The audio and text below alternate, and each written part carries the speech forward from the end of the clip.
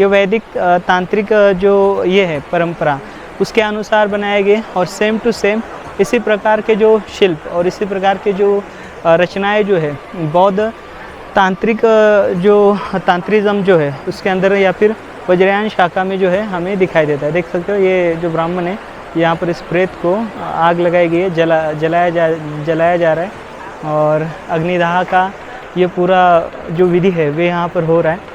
और ये नदी बड़ी तेज़ी से उफान मारते हुए देख रहे हो आप। अभी हम चलेंगे यहाँ के मुख्य टेम्पल में। देखिए यहाँ पर मुख्य टेम्पल में हमें कैमरा अलाउड नहीं है क्योंकि वहाँ पर शिवलिंग है। ऐसे बताया जाता है भगवान शिव और भगवान पार्वती जो है इस क्षेत्र में उन्होंने मृग का रूप धारण करके वे यहाँ पर आए थे। और जब देवों को यहाँ पर पता चला कि इस क्षेत्र में जो है भगवान शिव और पार्वती है तो उन्होंने यहाँ पर उन मृग को उठाया। उसमें से एक मृग का जो सिंग है, सिंग टूट गया और उसी सिंग को यहाँ पर शिवलिंग के रूप में पूजा जाता था। यानी आप मेरे पीछे देख पा रहे हो जो पशुपतिनाथ मंदिर है वहाँ पर जो मृग का जो सिंग है, सिंग को ही शिवलिंग की धारणा बताकर बाद में वो शिवलिंग जो है वे स्थापित किया गया। यानी भगवान शिव का जो मृग वाले अवतार में जो सिंह था वे। और यहाँ पर देखें, यहाँ पर वही जो परंपरा है, मतलब यहाँ पर अगर हम आगे जाएंगे ऊपर तो जो मंदिर में लिंग रखा गया है बड़ा, उसकी जो आराधना है वे करते हैं। और यहाँ का जो स्ट्रक्चर है मंदिर का, ऐसे बताया जाता था कि वे लिंग के आकार का मंदिर था। लेकिन अभी आप ये उड़न वाली पूरी कार्विंग देख पा रहे हो इस क्षेत्र में।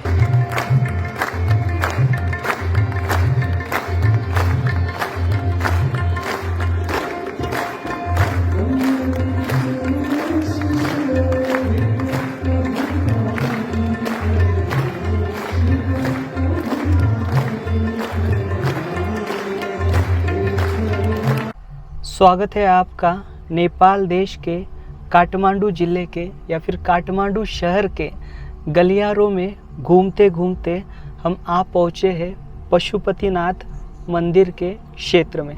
देखिए हमने पिछले 10 वर्षों से बोधिसत्व इस चैनल के माध्यम से यहाँ पर पूरे देशवासियों को जो बौद्ध स्थापत्य शैली या फिर जितने भी बौद्ध स्थल है जिसके अंदर गुफाएं हो या फिर स्तूप हो या फिर स्मारक हो, विहार हो, वे दिखाए और उनकी जानकारी हमने दी है। और यह स्थल हम विज़िट करते समय या फिर यहाँ तक जाते समय हमें कई बार जो वैदिक स्मारक है वह भी दिखते हैं और उसका भी अध्ययन करने की कोशिश हम करते आ रहे हैं। तो देखिए यहाँ पर हमें कई बार बोधिसत्व इस चैनल पर यह सवाल पूछे जाते हैं कि क्या पशुपतिनाथ मंदिर बौद्ध मंदिर है या फिर क्या पशुपतिनाथ मंदिर बौद्ध स्थापत्य शैली से ताल्लुकात रखता है। जी हाँ, इस सवाल का जवाब आपको हम प्रत्यक्ष रूप से देने का प्रयास करने वाले। देखिए आज तक हमने देखा है सोशल मीडिया का जो इस्तेमाल है, आज के युवक हो या फिर जो सोशल मीडिया का इस्तेमाल कुछ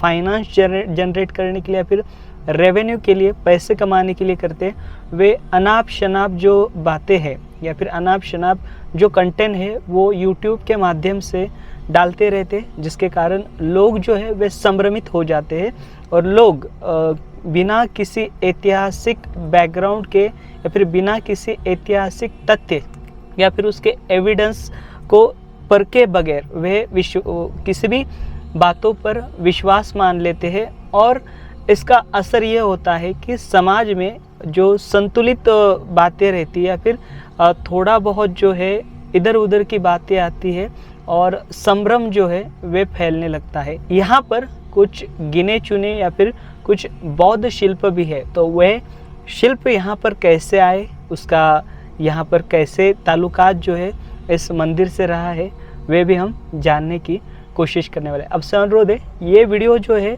यह ज़्यादा से ज़्यादा शेयर करें ताकि यहाँ पर आपको जो पशुपतिनाथ जो मंदिर है वे हम दिखाएंगे और उसके साथ साथ इसकी ऐतिहासिक जानकारी भी देने की कोशिश करने वाले हैं। चलिए हम चलेंगे यहाँ के मंदिर में। काठमांडू इस शब्द की उत्पत्ति काष्ठ मंडप से हुई है, जिसका अर्थ लकड़ी का मंडप यह होता है। अर्थात प्राचीन काल से यहाँ लकड़ियों के स्मारक और शिल्प बनाने की परंपरा चली आई है।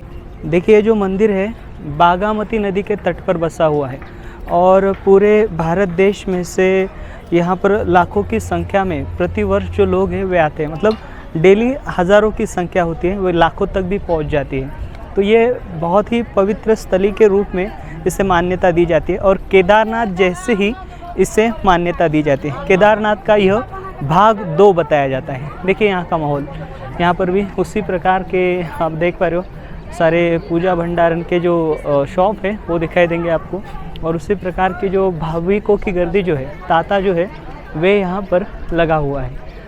और यहाँ पर स्थापत्य शैली देख सकते हो आप। यहाँ पर 18वीं सदी में ऊड में स्थापत्य शैली जो है वे निर्माण की गई थी। आप पूरे नेपाल में देखोगे तो ऊड में बहुत काम किया है। लकड़ियों के ऊपर बहुत अच्छे से कारीगरी जो है वे की गई है।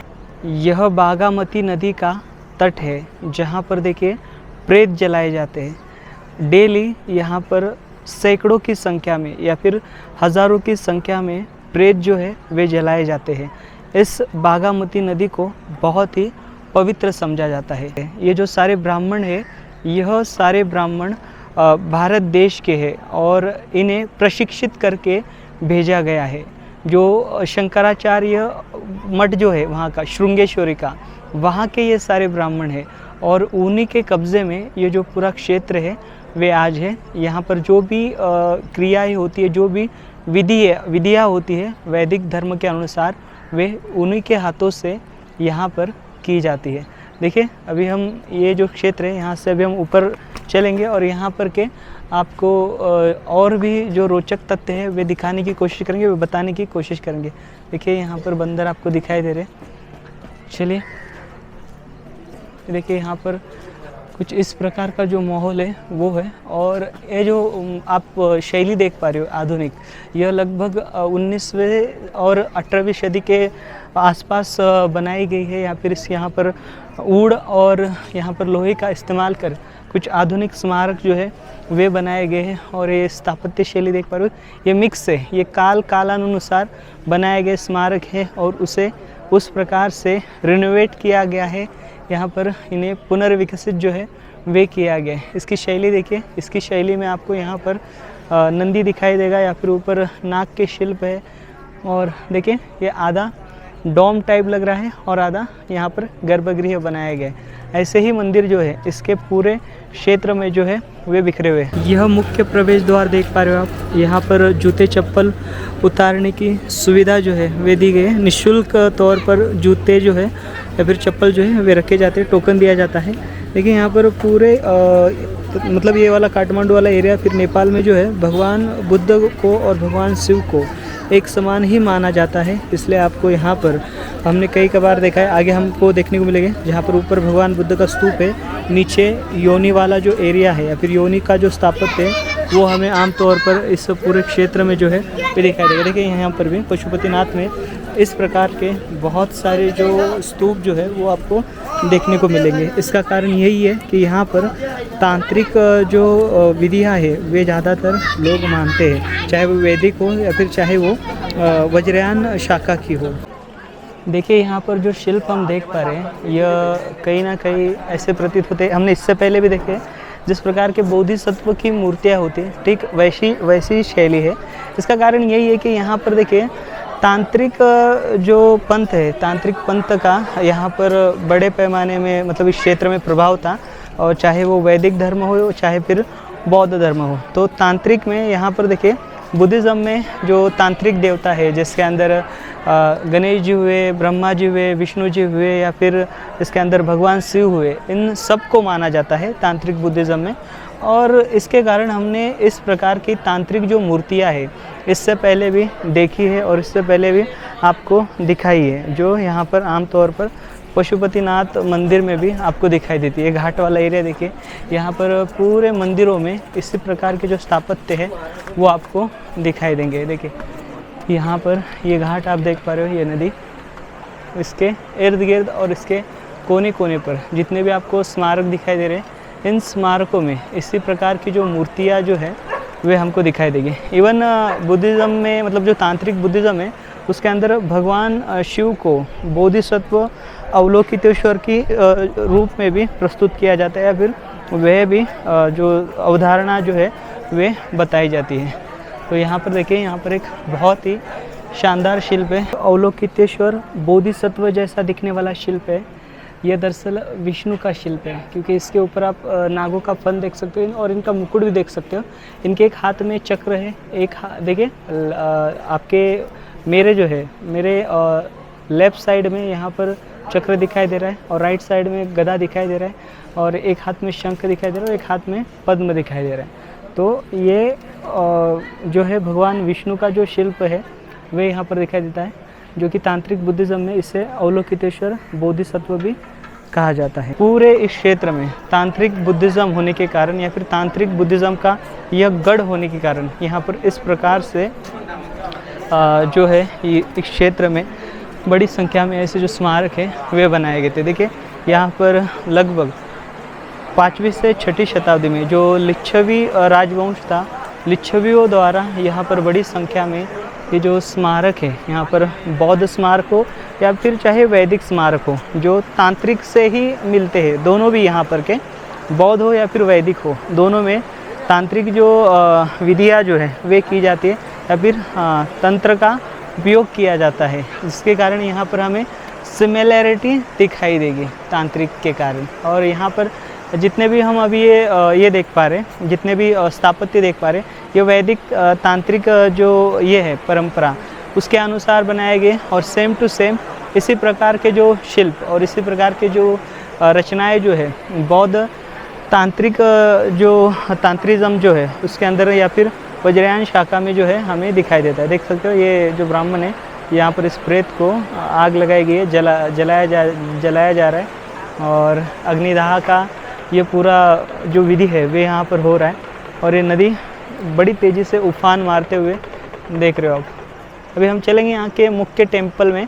देखिए, यहाँ पर मुख्य टेम्पल में हमें कैमरा अलाउड नहीं है, क्योंकि वहाँ पर शिवलिंग है। ऐसे बताया जाता है भगवान शिव और भगवान पार्वती जो है इस क्षेत्र में उन्होंने मृग का रूप धारण करके वे यहाँ पर आए थे, और जब देवों को यहाँ पर पता चला कि इस क्षेत्र में जो है भगवान शिव और पार्वती है, तो उन्होंने यहाँ पर उन मृग को उठाया। उसमें से एक मृग का जो सिंग है, सिंग टूट गया, और उसी सिंग को यहाँ पर शिवलिंग के रूप में पूजा जाता था। यानी आप मेरे पीछे देख पा रहे हो जो पशुपतिनाथ मंदिर है, वहाँ पर जो मृग का जो सिंग है, सिंग को ही शिवलिंग की धारणा बताकर बाद में वो शिवलिंग जो है वे स्थापित किया गया। यानी भगवान शिव का जो मृग वाले अवतार में जो सिंह था वे। और यहाँ पर देखिए, यहाँ पर वही जो परंपरा है, मतलब यहाँ पर अगर हम आगे जाएंगे ऊपर, तो जो मंदिर में लिंग रखा गया है बड़ा, उसकी जो आराधना है वे करते हैं। और यहाँ का जो स्ट्रक्चर है मंदिर का, ऐसे बताया जाता था कि वे लिंग के आकार का मंदिर था। लेकिन अभी आप ये उड़न वाली पूरी कार्विंग देख पा रहे हो क्षेत्र में। तांत्रिक पंथ को ईस्वी 4वीं से 6ठी सदी तक बड़ी मात्रा में राजाश्रय प्राप्त हुआ था, जिसके कारण बौद्ध और शैव दोनों स्मारक बनाए गए। इन स्मारकों और शिल्पों पर तांत्रिक पंथ का गहराई से प्रभाव पड़ा था, जिसके कारण शैव और वज्रयान शिल्पों की स्थापत्य शैली मिलती जुलती दिखाई पड़ती है। शैव और वैष्णव के साथ बौद्ध धर्म के वज्रयान पंथ के सभी देवताओं के कई नाम हैं। उनकी पौराणिक कथाएं और अनुष्ठान उपलब्ध है।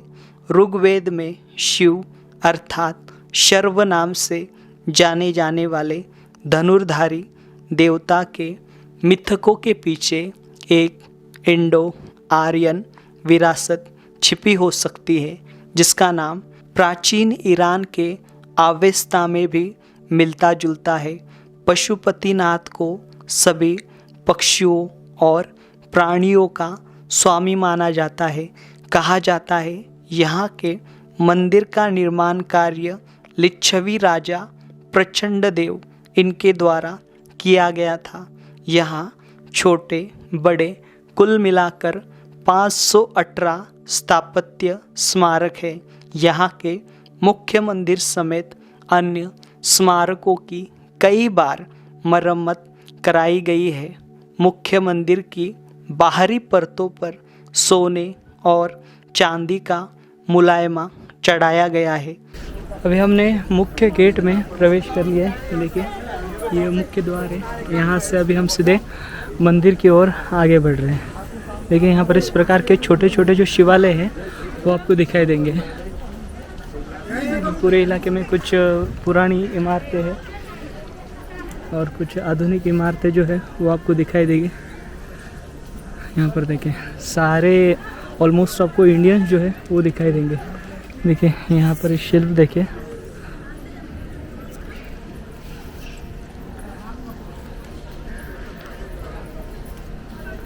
आइए।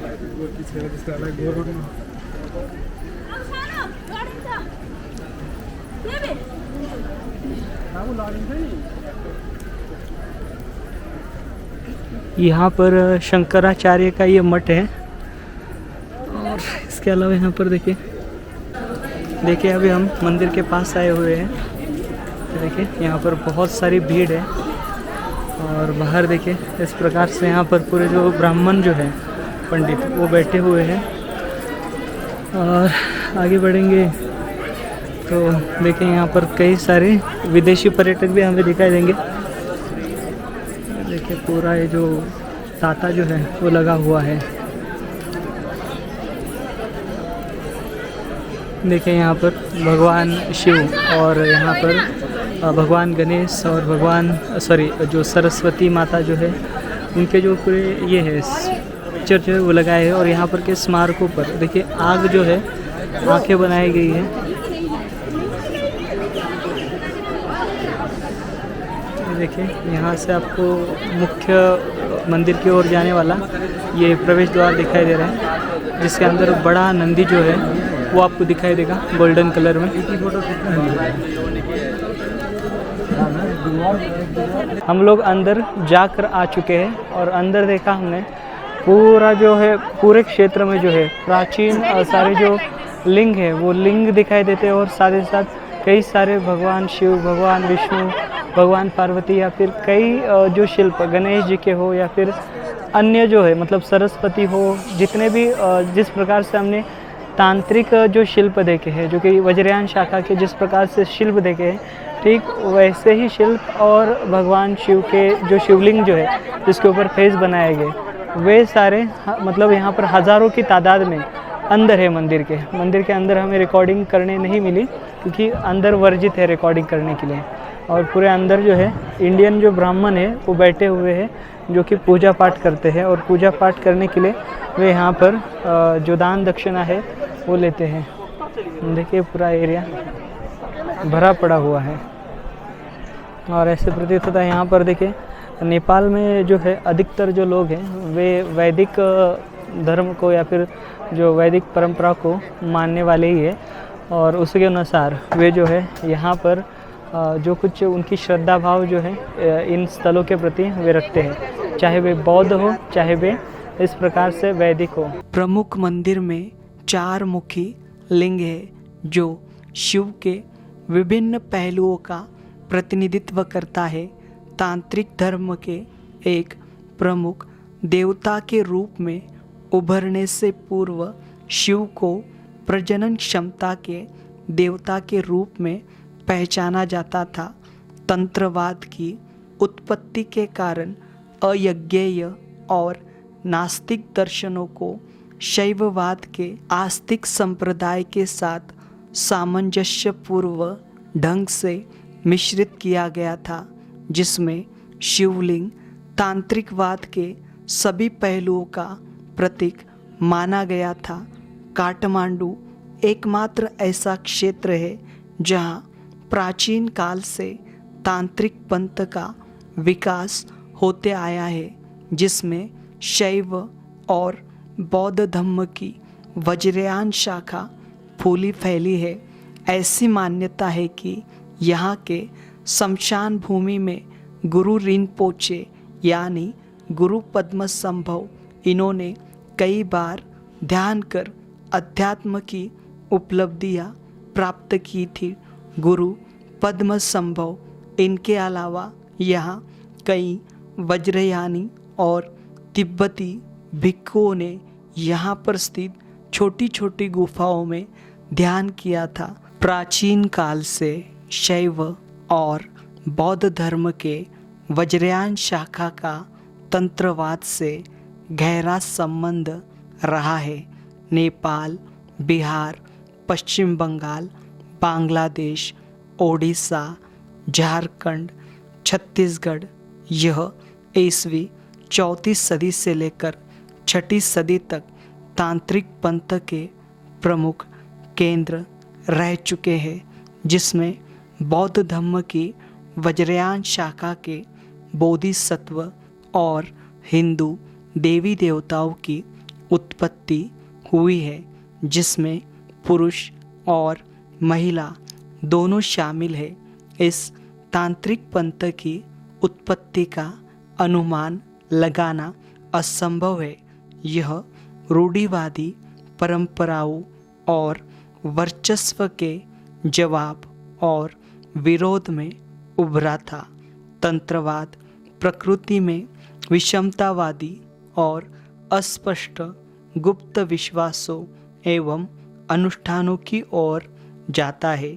तांत्रिक अनुष्ठान पूर्व जन्म के अंतहीन चक्रों से बचने हेतु तपस्वियों और साधकों को एक ही जीवन काल में मोक्ष की प्राप्ति करने में सक्षम बनाने हेतु बनाए गए थे। तंत्रवाद में विभिन्न वातावरण में जटिल से जटिल अनुष्ठानों, मंत्रों, जादू, टोना, गुप्त ध्वनि, अक्षरों, हाथों के इशारों, यंत्र और मंडल नामक जादुई आरेखों, कोडित भाषा, प्रतिबंधित प्रथाओं और दीक्षाओं से जुड़ी प्रमुख प्रथाओं पर जोर देता है। यौगिक व्यायाम और ध्यान तांत्रिक अनुष्ठानों में आवश्यक घटक होते हैं, विशेष रूप से कुंडलिनी योग, जिसमें रचनात्मक ऊर्जा शरीर में तंत्रिका चक्रों के साथ ऊपर की ओर निर्देशित होती है।